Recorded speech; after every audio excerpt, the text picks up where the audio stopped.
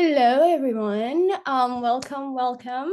I know it's a short week for many of you, so we're absolutely stoked to have you joining us this afternoon for our online Ask Me Anything session. As you all, or most of you know, we actually recently opened our applications for our 14th residency last week. So this Ask Me Anything session is really well timed because we're hoping to answer any of your burning questions before you take the plunge.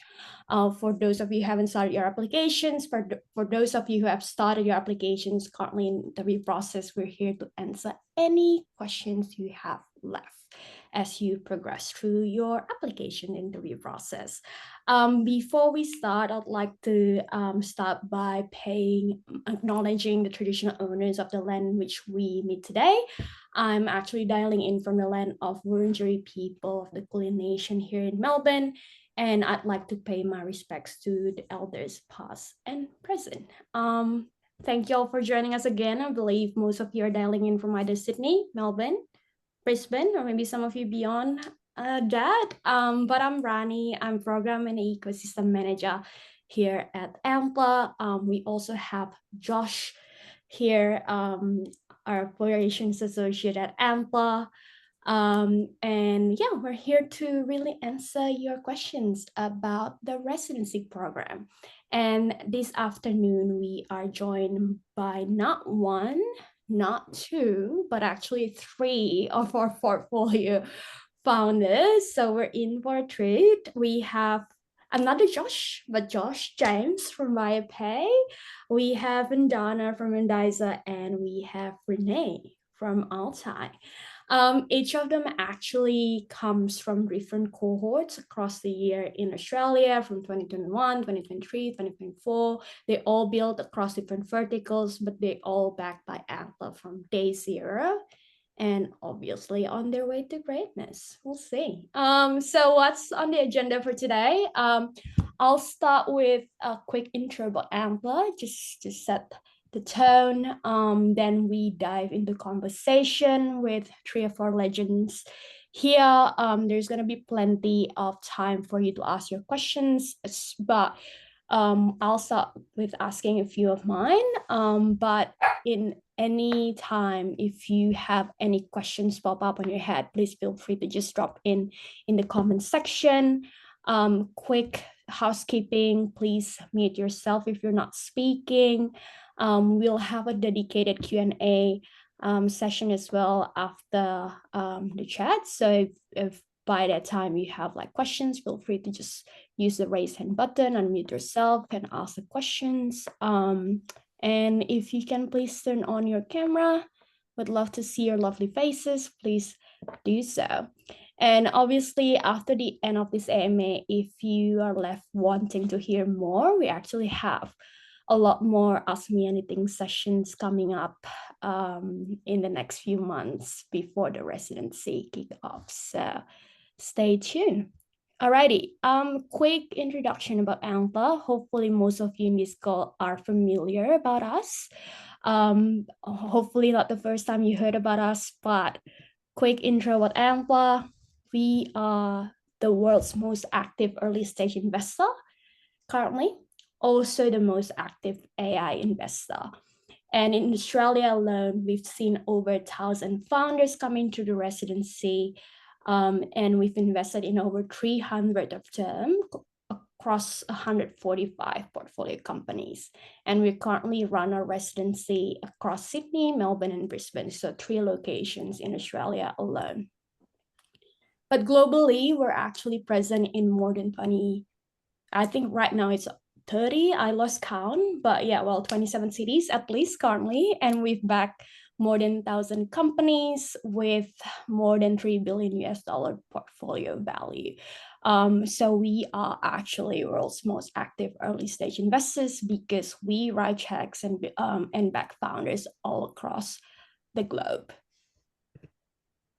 We work with exceptional founders, and when we work with exceptional founders, we like to at least identify these 3 main archetypes which we like to work with. Obviously, we know that human rarely fit neatly into boxes, especially now with all the AI advancements and so on. But this is how sort of traditionally we look into identifying founders through three different archetypes.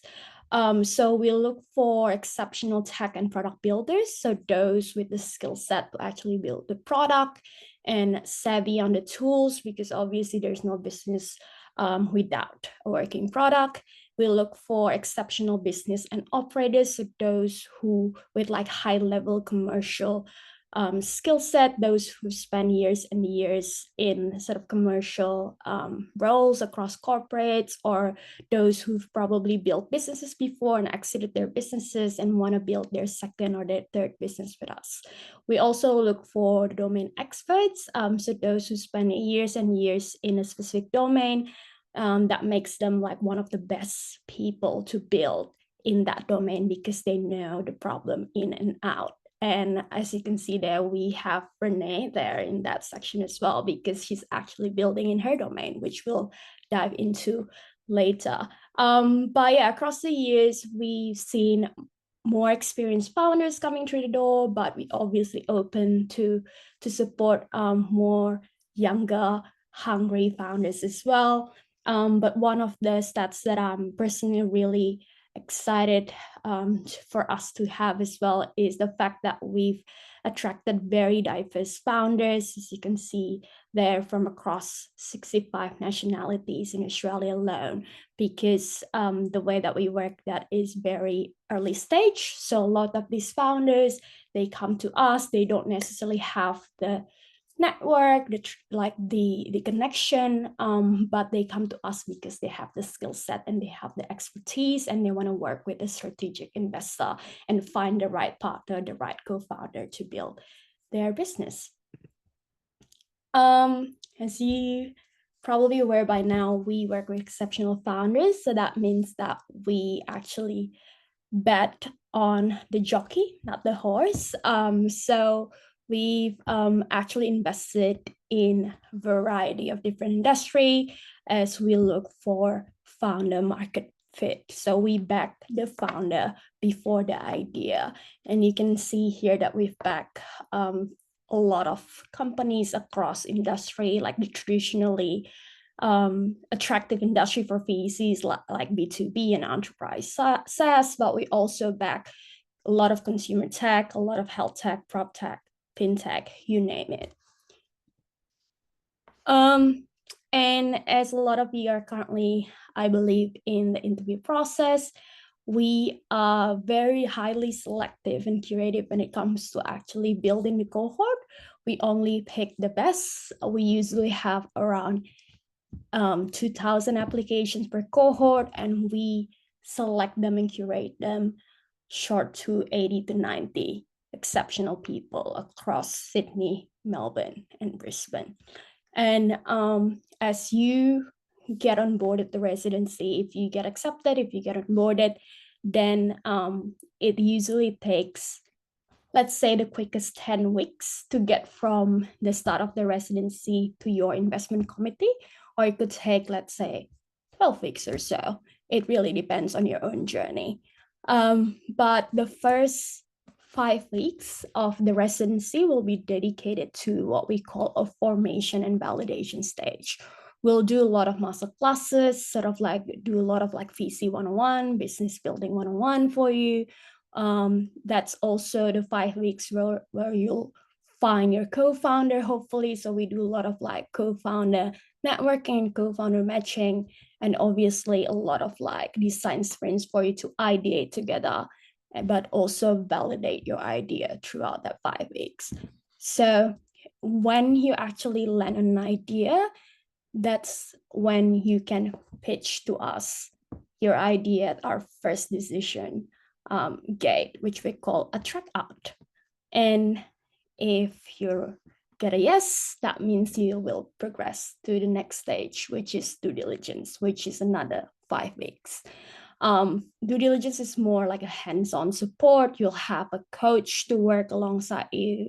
And this coach will make sure that you'll have what it takes to pitch successfully at the IC, the investment committee, where we'll make the investment decision.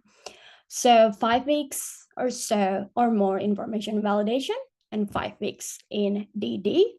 When you get a yes in investment committee, that means that then you'll progress through the portfolio of Antler, where we actually have very hands-on post-investment support as well. And once you're in portfolio, we're your first investor, but we're also long-term capital partners. So we have ongoing support.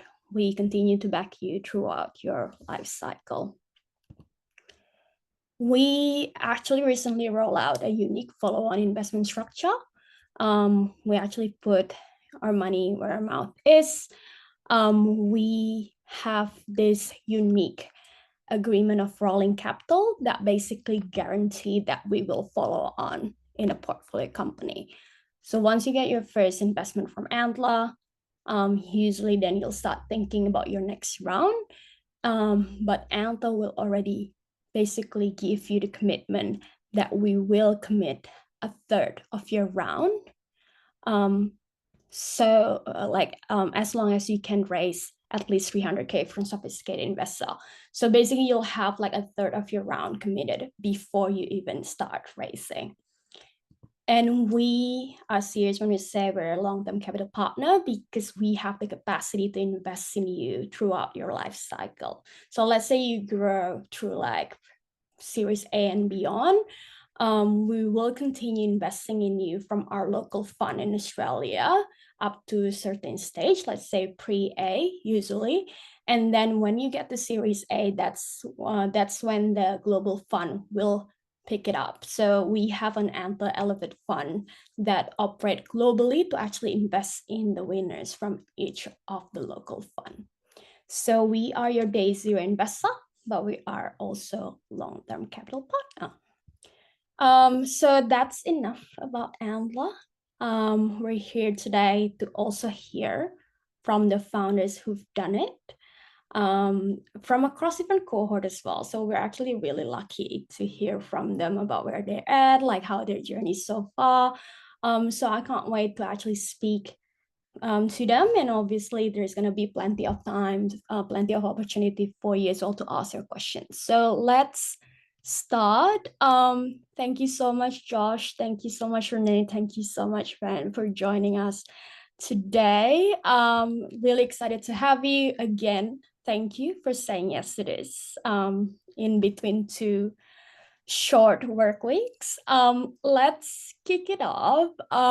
Why don't we start by giving a spiel about what is it that you're building? What problem are you solving and how are you solving that? Should we start with Ben? Yeah, sure. Hello, everyone, and congratulations for being part of the consideration set at Antler. It's a really good investor to work with. We've found a lot of support and value working with them. So congratulations at that. And in advance, all the very best for whatever you're building. My name is Vandana Chaudhary. No one really knows me by that name. Everyone just calls me Van. So you're welcome to do that as well.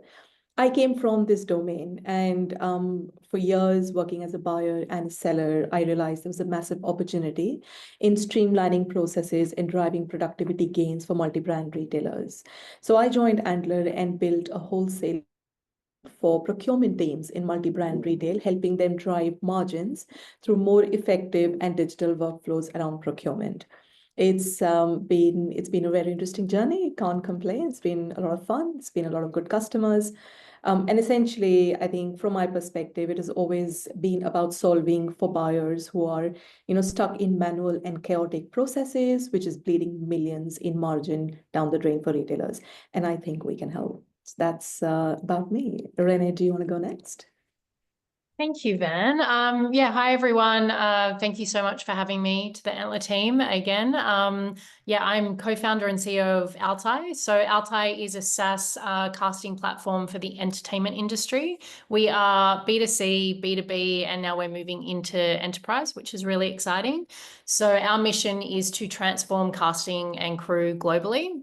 So our industry, it's a bit of a niche part of the industry. Like everyone has exposure to the entertainment industry, but the casting aspect of it is quite niche, but it's evolving rapidly, underpinned by digitization, globalization, accessibility. But you would think that this sort of type of industry is evolved, and yeah, it's not. So yeah, we've got a lack of efficiency, archaic platforms, all these barriers to entry, financial implications, and just there's no meaningful data in our industry. So if you sort of think of the last thing you binged on Netflix or the last feature film you watch, even reality, there's a casting process behind every single production, maybe except for sport, but even those presenters, commentators would go through a casting process.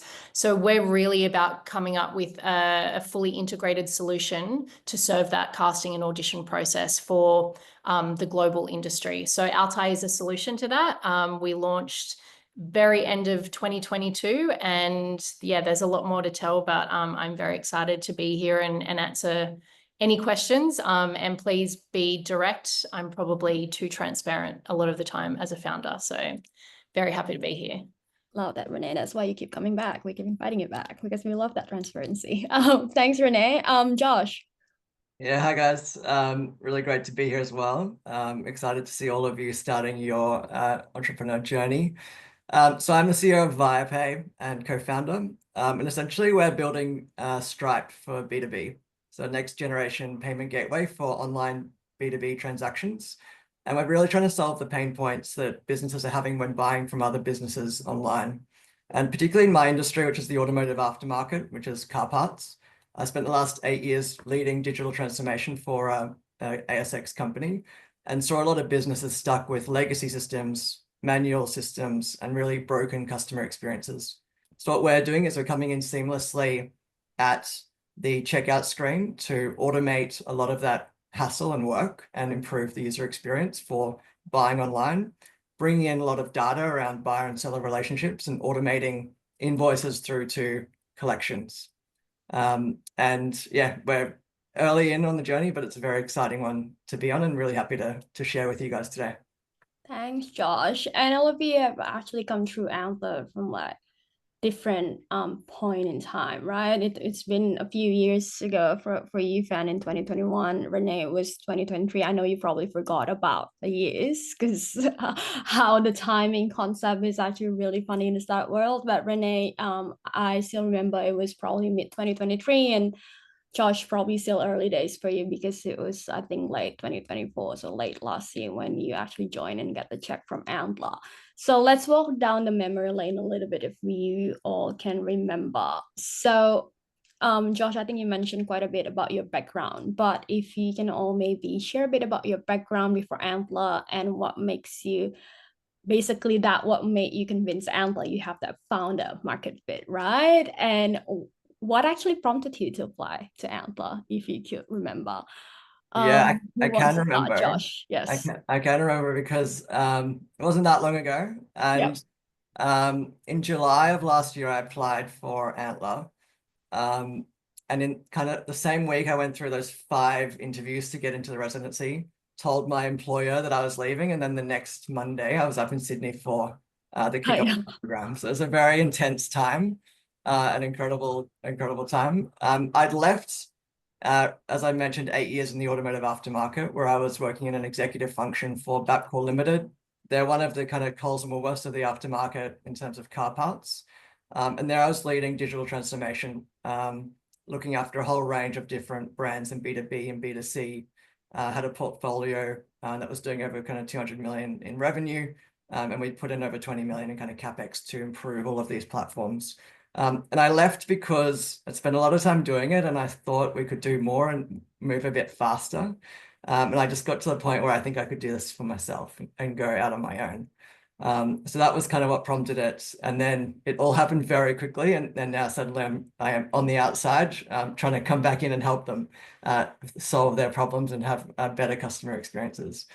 Before that, just to kind of finish it off, I had a kind of management consulting background, accounting background, and was doing some work in Australia and in London. And also was a a founder previously. I did a little bit of stuff in my 20s, cloud-based kind of software platforms and things like that. So I've always been interested in entrepreneurship. I brought it into the corporate world and really took up an entrepreneurship role and did a little bit of a hub there. And now I'm back on the outside again. Yeah, love that. Love that you transition from your 8 years in corporate entrepreneurship. Yeah, you gave me a hard time Actually, for that, but here I I am. know, building something in 12 weeks or so with Antler. Crazy. Thanks, Josh, for sharing. Renee. Yes, I am first-time founder. You can't get more first-time founder than me. Nothing technical about me, but huge interest in the space. As you saw on the other slide, a lot of experience in our domain. So in my previous lifetime, I was actually a performer myself, and then moved into producing and representation, registrar and general manager of an acting college. And then when we moved into building Altai, which is, I think we'll touch on that later, we realized that after we had bootstrapped Altai and we had launched, we had paying customers, that we needed to validate Altai as a VC backable company. So we were raising, and I discovered Antler during cold outreach. So we're spending months and months and months just trying to learn as much as I could myself, with no previous experience, and was very fortunate to connect with one of the guys at Antler, and the rest is history there.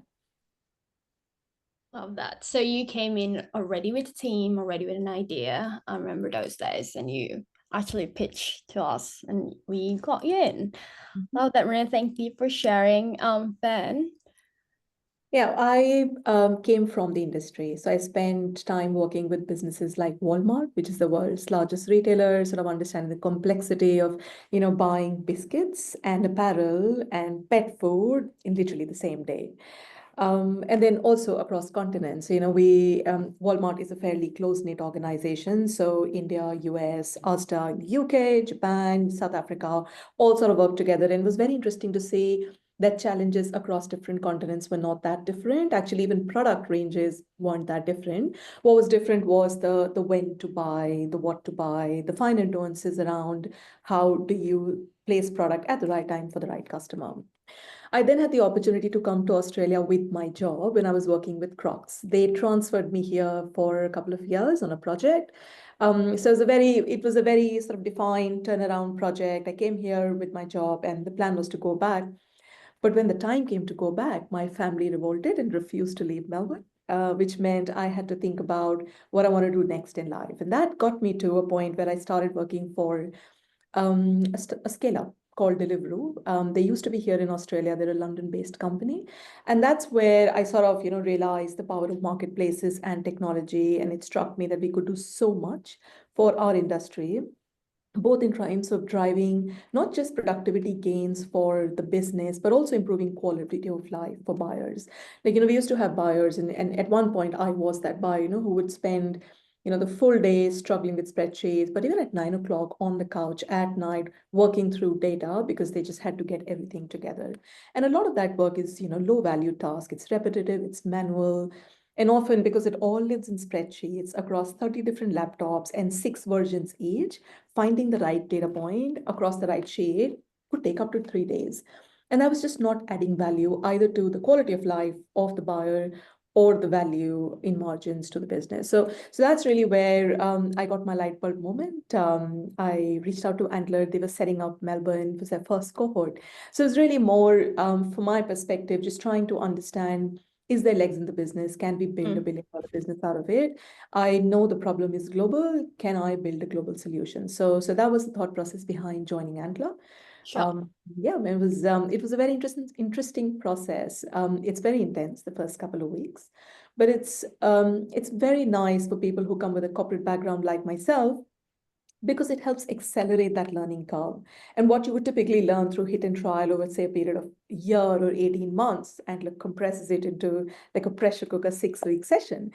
which is really interesting. It's also really good to work with people who have the same mindset and work alongside people who are really smart and really brilliant. And I believe I saw the entire cohort actually come up with really good solutions because everyone was working together and working with each other and almost working for each other. So yeah, that's got me motivated to join Antler. Thank you, Fan, for sharing a bit about how the first weeks went for you as well. So you came in with somehow an idea, right? And you're looking to sort of go through the process to validate and build it out. And Renee, you obviously came in with an idea and a team as well. Josh, what about you? If you don't mind refreshing my memory as well. Did you come in with a blank setup page, or did you actually have something sketched already? When you actually applied? Let me be fully candid. I applied with an idea, and in like the first interview, Liam was like, "This isn't a good idea. Yeah, Like, we love killing ideas. just ditch it." But he was like, "But we like you, so we'll progress you as an entrepreneur, with like that kind of commercial background and bring you in."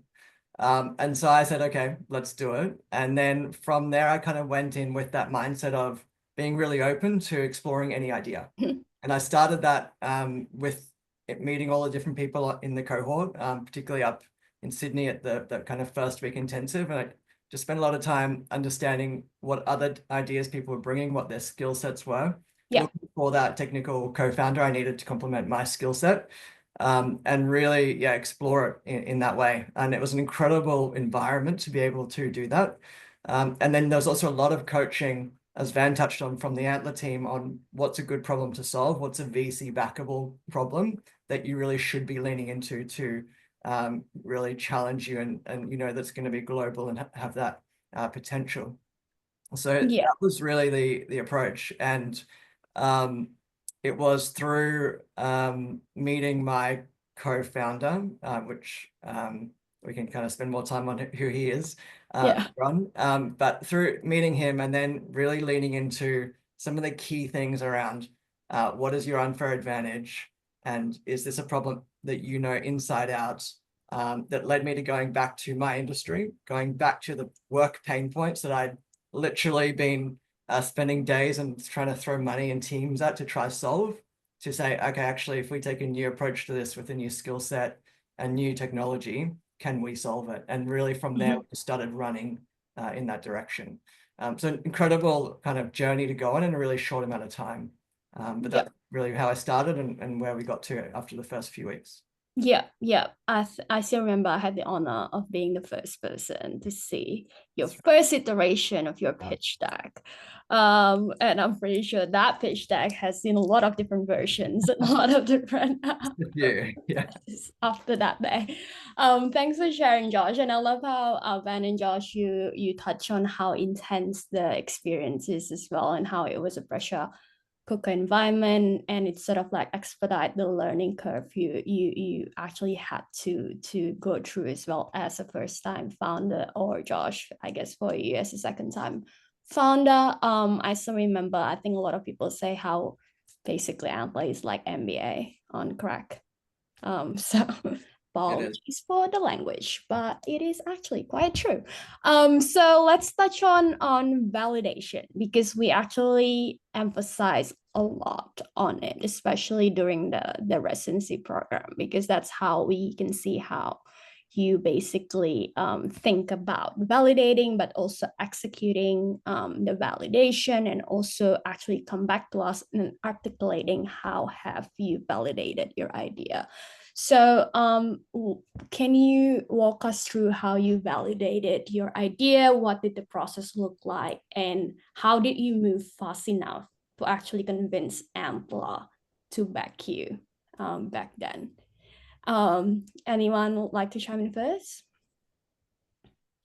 Sure. I think that our situation was a little bit different because we already had paying customers. So our problem was to actually prioritize that feedback. So we had a lot of feedback from our paying customers, and the difficulty for us was to learn how to retain a clean roadmap, not start building anything bespoke because someone, a particular customer really wanted you to do it, and just learning about how other other founders and other startups had actually made mistakes and what they had done, what they wish they had done differently. So even though we sort of had this business that had gotten off the ground, there was so much else that we had to learn.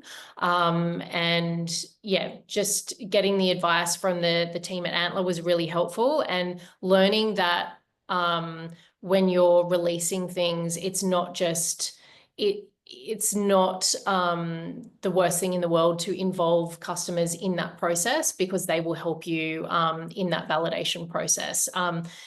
And I think that we've actually really transformed how we build from a production standpoint, and how we plot every single aspect of the business through what we learn in validating in the Antler process. So even now, when we're going into the enterprise pathway, if you'd asked me 2 years ago, there's no way that I would think that I'd be walking into a meeting with the head of Disney with all of these questions about validation, whereas previously I would think I have to come with all of the answers, and it's not about that.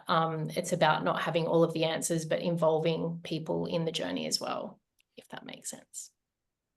Well, thanks, Renee, for sharing. Ben, Yeah. Josh, how was it for you? It was, I think, just to set the context, this was in the middle of COVID. So it was 2021, Melbourne was locked up, half of Australia was locked up, and businesses were really struggling because, for suppliers, for sellers, they had all this inventory and no one coming to shops. But interestingly, for retailers, demand actually went up through the online channel because people were sitting at home with nothing to do. So they just went double down on ordering online, but they were really struggling to connect with retailers. So I think we got a little bit of a high, even just being lucky in a strange way because of COVID. But essentially, when we started, we worked out, we charted out, our business canvas. We thought about, who we wanted to help, what kind of people, and very clearly we could identify there were two distinct segments. There was an enterprise segment, which is my background, which is, Crocs, Walmart, multinational, global, billion-dollar companies. And then there's an SME segment, which is a very different segment, different behavior, but still faces the same challenges. And as an early startup, with no money and with, barely a team together, what we wanted to do was very quickly validate, is this a problem worth solving? And for that, we first went to SMEs. So we first started our validation with SMEs. We did a little bit of cold campaigns. We spoke to a couple of people, activated our network. And then I think much like Renee is saying, probably one step before that, we actually had a list of questions, validation questions to say, if this is your problem, how are you solving it today? If you had a solution, what would that look like? Would you prefer saving time, saving money? Like standard question, but we charted out those 5-6 questions, and we did a lot of research. And as part of that research, we built a database of 500 suppliers across Australia and New Zealand and did that research with them. And then of them, 9 came straight up and said, look, this is fantastic. If you are building it, I'm on the wait list. So before we even got the money, we had 9 suppliers live with another 20 in onboarding. And that was our first phase of validation. So we knew the problem existed, people were willing to pay for it, and people wanted a solution. Well, thank you for sharing, Ben. And yeah, it was COVID. That was a different time. It was so fascinating. Like, traditionally, validation is all about, yeah. at least in my mind, it was all about meeting with customers, personally talking to customers and establishing that relationship. But everything shut down. No one was open. So we pivoted to email, we pivoted to digital stuff. But actually, in the end, I wouldn't have been able to speak to 500, but I was able to communicate with 500 because we pivoted to that form of research and validation. Yeah. How is it for you, Josh? I think it was one of the most important things I learned through the Antler process was how to validate an idea and to do it really, really quickly. I think I look back, it's like the most stressful time I can remember, apart from the week leading up to IC where you're trying to get your pitch ready. We're a B2B SaaS. So it wasn't really about quantity for us, it was about quality. So we tried to be really specific on working out who our ICP was. And then to Van's point, having conversations with those people without trying to lead them to the solution, and really just trying to spend a day in the life with them, understand how they currently solve the problem. Is there a problem for them?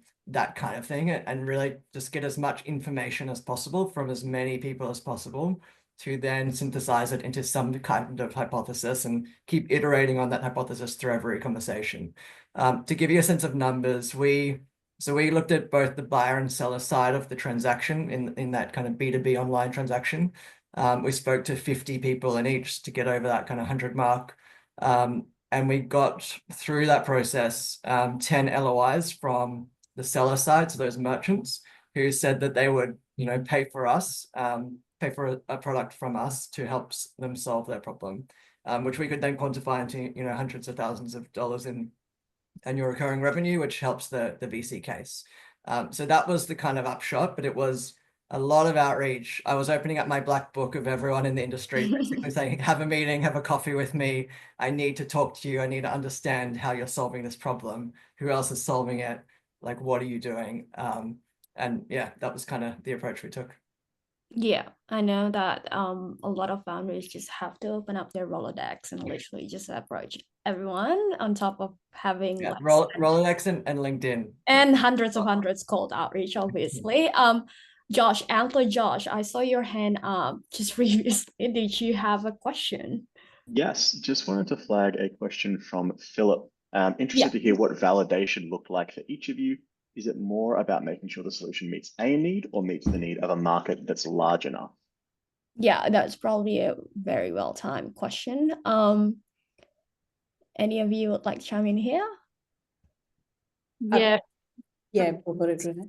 Sorry, Van. Yeah, for us specifically, it was about meeting the needs of a market that's large enough, because we'd been to see other VCs before joining Antler that said, we love the traction that you've got. We love you guys as a team, but we don't know the space. So for us to actually not just get that validation, but actually prove the market size, that was the whole thing behind us being proving ourselves as a VC backable business. And that was actually the hardest thing for us, to get the data that doesn't exist. Yeah. Yeah, for us, that was the most important thing. Because as you mentioned, right, you're building in a niche that probably VC wouldn't, heard of before. And that turns out to be a monstrous niche, at least so far. Yeah. And it's like an elusive part of the industry as well. People sort of, it's got a bit of mystery behind it. So to really hack that, and the Antler team were great, because they don't have to have a huge affinity or direct link to your domain. And I think a lot of the other VCs around, they need to know it more. And yeah, there's just not many people that know our industry well enough to sort of take that chance. Yeah, we bet on the founders, Renee. We bet on you, and I'm sure that was the right bet. So Ben, Josh, anything you'd like to add? I think for me, what was it for you? Yeah, Ben. Yeah, I think it was a combination of, is the market ready for the solution? Is there an inflection point that we need to identify that will turn transactions from being more over a coffee handshake to actually being digital? And secondly, I think for me, the size of the market was not so much a function of validation, but more around how big is this market globally? What is the SAM in Australia? Is it worthwhile? Can I build a profitable, meaningful business in Australia, which then can be scaled globally? So there were two aspects to it. There was a lot of work that we did into doing a bottoms-up TAM workshop, really understanding what is that market, what is the global market. If we were the only players and if we had everyone using us and we charged the price we wanted to, what did that market look like? And then sort of working backwards to a SAM and a SOM to say, okay, for a beachhead, for the market we're going to start in, what does that mean in terms of numbers? And for sure, I think to answer your question, the validation does have a huge financial aspect to it, which comes alive in the business model, because you're trying to show that whatever you're doing with the least amount of effort, you're able to generate outcomes that will then translate into long-term strategy. But the other aspect is more qualitative, which is about, the customers, and which is about, can you build a solution fast enough and easy enough for them to use with their current resources that can drive outcomes for them? So to my mind, I think it's a mix of those two things. Does that answer your question? Yeah, Philip is nodding, so I'm pretty sure. I'll just add to that as well, to build on that around this kind of global vision that I think is critical for a lot of people, particularly if you're playing in a niche. And for us, automotive aftermarket is a little bit of a boring industry. A lot of people aren't aware of it. We needed to show VCs that actually there were similar market conditions in the US, in the UK. We managed to get a couple of LOIs from people that were operating in those other markets, so it helped demonstrate validation. And you need to have a little bit of an understanding of, who are the major players? Have you spoken to some customers? That kind of thing. It's not when we were never planning to get our first customer in the US, for example, but it's on our roadmap, and definitely part of our narrative is the fact that we want to grow fairly quickly to expand to those other geographies. Yeah, we love backing businesses that is globally minded from day one, because Australia is just never going to be a big enough market if you want to play big. So thank you for sharing, all of you. It's really exciting that we actually have Pete here asking question. He's in DD currently, if you remember those days, the DD days. He has IC coming up in a few weeks, and he asked about basically how did you go about finding your first paying customer with no team, no product, and no money? Well, with a team, but still the co-founders, no product and no money. If you could please share. I'll go first. Yes. So my approach is to be extremely candid. I was like very tempted, especially coming from the corporate world, to be like, we're this amazing new technology, we're going to solve all of your problems, and there's a big team behind me of incredible resource. But I did not do that. I just said, we're a couple of people who have some experience here. We're really interested in helping you solve your problem, and we'd love to help you solve it. And we did that to a few people within that kind of validation stage, got to the LOI stage. And then eventually you just continue to deepen this relationship. You get people that keep coming back. They keep picking up the phone. You keep kind of corresponding and getting deeper into their conversations to a point where you're comfortable having a commercial relationship. And it's really to lock in that continued experience of let's get something up and running for you and solving it.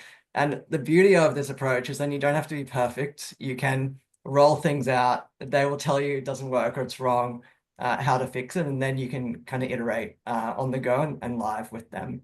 So that's been the way we're doing it. We're continuing to do it right now, is that approach. We'll need to switch our go-to-market to scale a little bit beyond founder-led sales, but that was our approach to get going.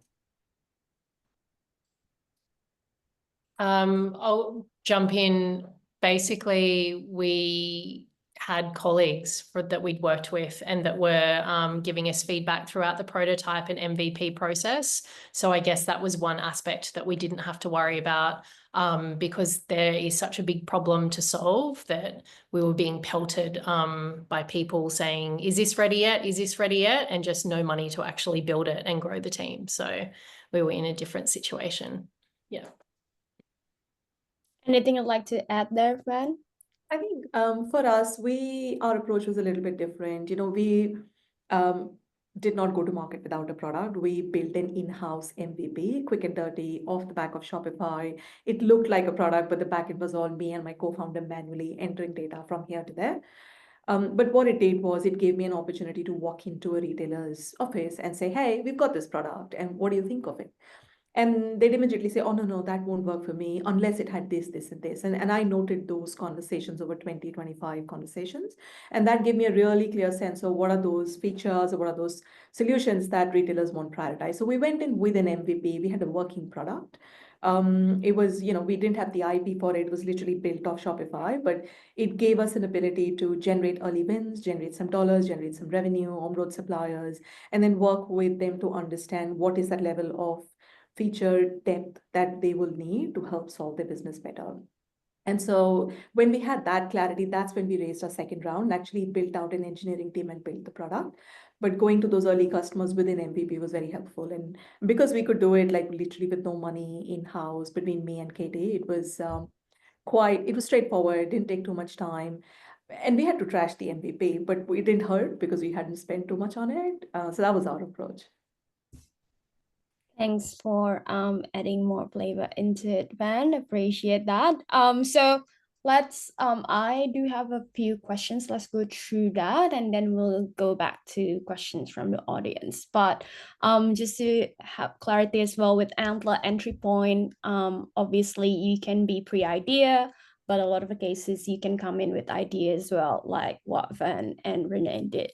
And you come into Antler to sort of, I guess, fill in the gap in your early stage business building, right? It's either finding a co-founder, accelerate the pace in which you build your business. So test your idea, validate your idea, and obviously securing your first VC funding. And for Josh here, you actually met your co-founder in the residency. And I think that's also always a question that get asked, right? So meeting a co-founder, actually committing to a stranger that you've met just recently in the cohort.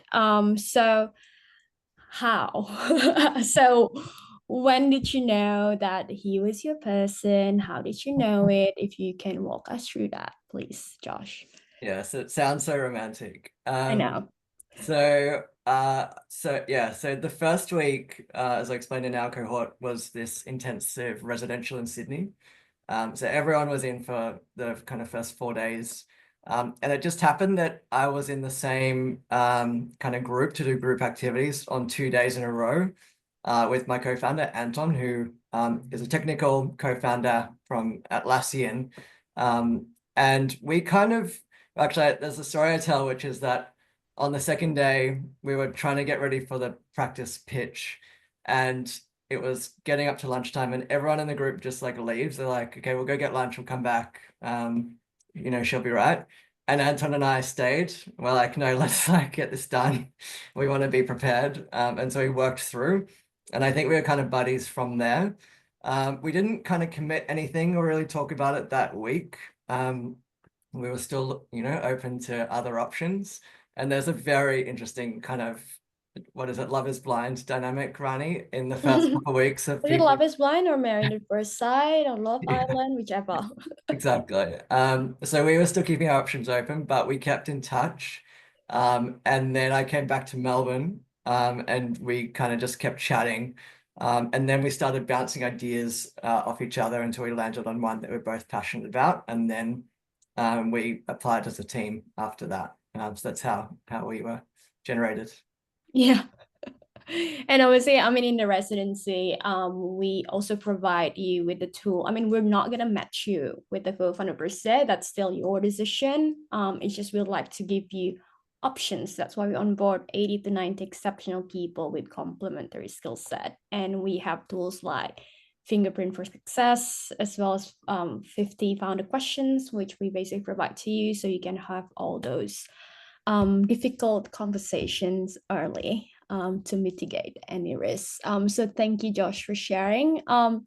Then, as Josh, you came from corporate background. So what was it like shifting gears from like corporate to like being a startup founder? What was the most challenging or the most exciting back then? I came from the corporate background, but I was always a doer. Like I've needed to do things. I like getting results. I was always very result oriented. And one of the things that really frustrates me about corporate is just the really slow pace of work. Like you've got to take 100 people along or, on a journey to do anything new. And while that's good, and that means that it's more stable, it just takes forever. So for me, the most exciting thing was the speed of impact, the speed of work and the value we could deliver. I met our co-founder Katie through the program as well, and that's one of the things that was common about us. She was ex-BCG, and for both of us, like just the fact that we could get up in the morning, put a plan together, and execute it by the evening was very, very exciting. What was not great, I think corporate brings a lot of structure to it. A lot of safety in terms of I have an HR person, I have a finance person, I have a legal person. If you have a question, you know who to go to. Whereas, when we first started the marketplace, Katie looked at me and I looked at her and said, well, how are you supposed to account for GST? And, that sort of thing. And so, yes, you can do a little bit of research, but just not having that structure around these, functions is something that's a little bit uncomfortable. Also, it does distract you a little bit because as founders, all you want to be doing is building and talking to customers and, selling or doing marketing. but there's a little bit of distraction that comes with the admin as well, which is not the most exciting. Not getting a salary at the end of the month is definitely not exciting. It's, but you know, you get to it after a certain amount of time. But yeah, I think, you know, it's the good thing is with Antler, it gives you that structure of here's everything you should expect, good and bad, in the years to come. So that really helps you set your expectations. And a couple of people from our cohort fell off because that didn't align with their expectations. Yeah. But I truly think that was the best thing that happened to them, because getting on a journey without fully knowing what to expect can be very frustrating as well. And then for me, I was quite clear. I knew what I wanted to do. I was in this for the long run. I had expectations. So for me, it was validation, finding Katie, working with her, establishing ways of working, and then really just, you know, building on from one milestone to another to another. Yeah, love that. I think a lot of the it's often not said enough that coming like the founder journey is difficult, right? When it comes to like, I guess, corporate with like monthly salary and stuff. That's why we always advocate for you to come in to Antler with a financial runway, right? So that, because that will help you actually have a bit of a peace of mind while you're actually building, to have a bit of security, a financial runway. We do advocate for our first check to be used to actually pay yourself a salary. So you actually have, I guess, salary draw in from that first check. And obviously we also have hands-on support for you to actually secure your subsequent round after Antler as well. So you can constantly have that runway as well. Renee, question for you is, I guess a lot of people already building, actually they have question on like, why should they still go through like, let's say, this kind of like residency, right? And give away equity, because you came into Antler with a bit of early traction as well with the team. So why did you still choose to build with Antler? Yeah, sure. So really simple for us, all three of us. So we had a founding team of three people, myself and another Josh, and we were both domain experts and a technical co-founder. But all three of us were first-time founders. There was a huge knowledge gap there. And once we realized that Altai needed to evolve into a VC backable company, we really needed those networks, the relationships, just the mentors in the VC space. And you trust your gut in a lot of these decisions. And we were having a lot of great conversations with different VCs. But I knew that even though we were going to go straight to track out in the Antler process, that we were going to get a lot of support and just that education and knowledge, and to also be around an environment where you've got a lot of other founders that are in the same position as you. You'd no longer have that amazing pay slip that you used to have, and you're all just working hard. It was a really nice, refreshing time, even though it was very, very hard, because from 6 months previously, I'd sort of been sitting here with, yeah, you've got your co-founder, but sometimes you need more. And that energy was just, it was really lovely. Thanks, Renee, for that. Let's go through a lot of questions, which we actually have in the comment section. Well, hopefully we're not going to be running out of time that much, but we'll try. Quickly from Philip around validation, I can quickly sort of, I guess, answer. It's very rarely that you come to IC with a paying customer. Obviously, Renee is a different case. But yeah, we actually expect quite a substantial LOI. So letter of intent. So basically stated commitment for them to purchase or for them to engage with you once you have a product. But it's also case by case basis, obviously based on your business model and based on your vertical, Philip. So hopefully that answers your question. Rain asked about, I'm a product marketing and commercial person with product idea. I have challenges building the product if the idea passes the validation stage. Would love to know how this work in the Antler program. Rain, when in doubt, just start an application and we can always chit chat during the interview process, and I'm happy, and any of our scouts will be happy to answer your questions as well during the interview process. As you probably heard from these founders, validation process actually look really different from one another. Really depends on the vertical you're building, your own experience and your own skill set and your own network and so on. So a lot of factors playing into that. Actually, so Owen is looking for a co-founder. And would you consider people from Perth? Yes. Quick answer is yes. We do run the residency in Sydney, Melbourne, and Brisbane though. So we do expect you to fly into Sydney for the first week and then spend at least 2 or 3 weeks in any of the other location, because we want you to actually, we want to spend time with you and we want you to spend time with us as well as the other founders as well as part of due diligence process. There's a question here around high chance of failure. And I think this is real, right?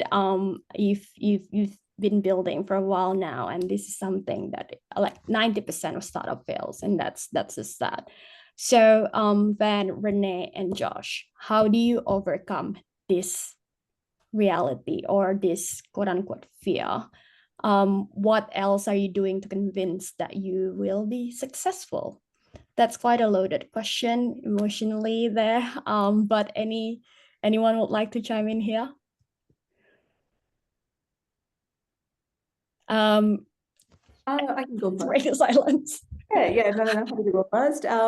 Look, I think the fact that you're building a startup comes with the hypothesis, that there is a high chance of failure, but you're building it backed on a hypothesis and deep conviction in either the problem or deep conviction in the market. And it's that conviction that drives optimism for me, at least. Every time I've been in doubt, I've doubled down on product. Every time I felt, what I've always done is go back to customers, go back to the problem, double down on the product. And that shines through with customers and it shines through with investors. There will be a phase where your costs will be more than your revenue. Unlike traditional service-based companies where, if you start an agency, if you start a service-based company, you build someone, you spend that money, and there's always a differential of profit you have. Whereas in a startup, your initial costs are a lot higher, either because of technology or GTM or market research. And so there is that clear expectation that you will spend a lot more than you will earn in the initial months. But I think doubling down on the problem statement, working closely with customers, and doubling down on product has always helped me. I'll jump in just to add to that I think this is really where Antler shines. They're helping you to not fail, and they put money behind you, so they really want you to succeed. And so they help you through the residency. They help you, get the right skill set, so then you're going to be more successful. And then speaking to customers, and then you validate, and then you launch. And then even now, as being a portfolio company, we have weekly or twice weekly check-ins with the Antler team to help us stay on track, help us move forward, give us learnings from other startups. So it's an incredible ecosystem here to support you through what is a tough journey. Yeah, absolutely. And I think just to add to that from a personal perspective, it really helps to just face the fear and look at the best case scenario and the worst case scenario and just be prepared for both. And once you explore that worst case scenario, if you're not comfortable with that, then don't do it. But at the end of the day, would you regret not giving it a go? And most people, you have a successful previous job, but it's just not challenging you anymore. And that's where I came at it from a personal situation. Yeah. Thanks, guys, for that. I think that's definitely a real question there. Pedro, I know you have a couple of questions. I don't know if you have most of that answer already by some of the earlier question, but if you still have that unanswered, do you want to just raise your hand and maybe unmute yourself if we still have you here? All right, maybe I think most of that will probably be answered already, but maybe one question. I'll reframe that a little bit. If any of you could share what bit like one, I guess, like thing that you think you did wrong or not quite well enough during your validation process that you wish you could change, if you could change? I'll go first. Yeah. We we started with the problem statement, what we thought was the solution, and then Katie was ex-BCJ, I'm a numbers person, so we went straight to numbers and said, can we build a business out of it? And what's that business model that will support it? And then from the business model, we went to validation. So we started with, okay, here's how we will make money, and then we went to customers saying, will you pay us money in this way? And we got the validation we needed. But I think in hindsight, I probably should have done it the other way around and said, for the problem and the solution, getting the customer's perspective of what they would be more comfortable with, and maybe blending that into the business model is perhaps something I could have done better early on. I think from my perspective, I don't think in the Antler process couldn't have committed any more than what we did, but I would have liked to have applied what I've learned about validation and everything else earlier on in our journey. So just joining Antler before we were running out of money. Yeah. Any quick one from you, Josh? Our biggest learning, if I could have rewound time, is we did spend a lot of time in DD going horizontal. So we're like, okay, this works for our ICP, let's just go global from day one. And we had to wind it back. I won't get into the full story, but we just wound back to the industry we know, the kind of dynamic we know, and really doubled down on that. And that was the way forward for us. Love that. Thank you so much for sharing. I think we answered all, if not most of the questions. Hopefully I don't miss any. But maybe to wrap up, so if you can just give us a quick one advice. Maybe a lot of people currently are still sitting on the fence whether or not they're going to go through with this, with applying to Antler, with going through the interview process, with actually going through the residency. Any advice? Yeah, I think I'd like to say, and I think it speaks to a question that was noted down about, coming from a corporate background and knowing people. I've spoken to a few founders recently that, they have a lot of contacts themselves. I have personally found that even my own really strong relationships and little black books and all of those things, they do come into play.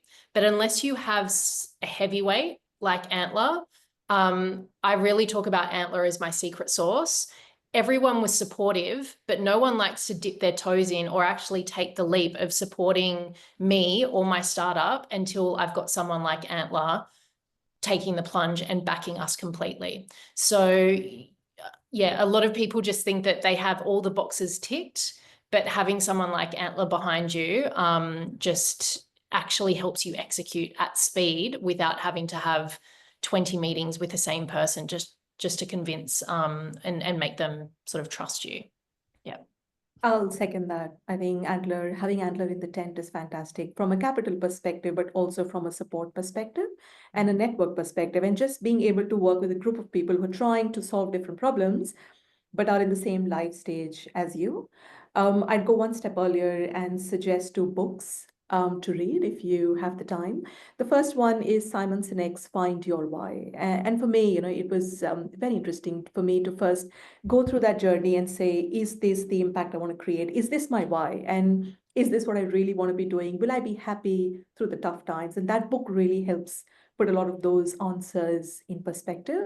The second book that I'd recommend is there's a very interesting book called The Innovator's Dilemma by Christopher Christensen. And again, it's all about, how does a startup compete with the big guys? How does a startup compete with people who've been there, done that, have been doing it for years and years? And it puts in perspective the fact that you will probably start in a small problem that no one else has wanted to solve so far, and not get the money, that you would have expected, and then work through. And then it's a series of 3 books. So there's The Innovator's Dilemma, The Innovator Solution, and The Competitive Edge. And I would recommend, if you have the time, those are really good books to read through. Thank you, Van. Josh, want to wrap up? Yeah, just just echo all of those sentiments. I think what Antler does with its kind of VC hypothesis to back founders from day zero without, much in terms of runs on the board, is just an amazing thing that they do. And it's a privileged position to get into where you're part of that residency. You've got all of their support. You've got the network access. You've got the resource access. You've got the ability to unlock capital. It's truly just a game changer and has been for us. So I highly, highly recommend it. Thank you all. Only 5 minutes over, not bad at all. Thank you again for your time. Thank you everyone for tuning in again in the middle of these 2 short work weeks. Well, hopefully you have a good rest of your evening and a good rest of your short work week and a week. And again, reminder for everyone that we are currently open for applications. The residency doesn't kick off until August, so you actually have time, but you always want to start that application as early as possible. You can ask us a lot of questions throughout the interview process. We're always happy to have a chat as well. Feel free to connect with me on LinkedIn if you have any more questions. Feel free to connect with any of our legends here if you want a more candid, unfiltered as well sort of feedback from them as someone who's done it. So thank you again, and we hope to see you again soon online, or if not in the residency. So bye for now. Thanks, Ron. Thank you everyone. Bye. Bye.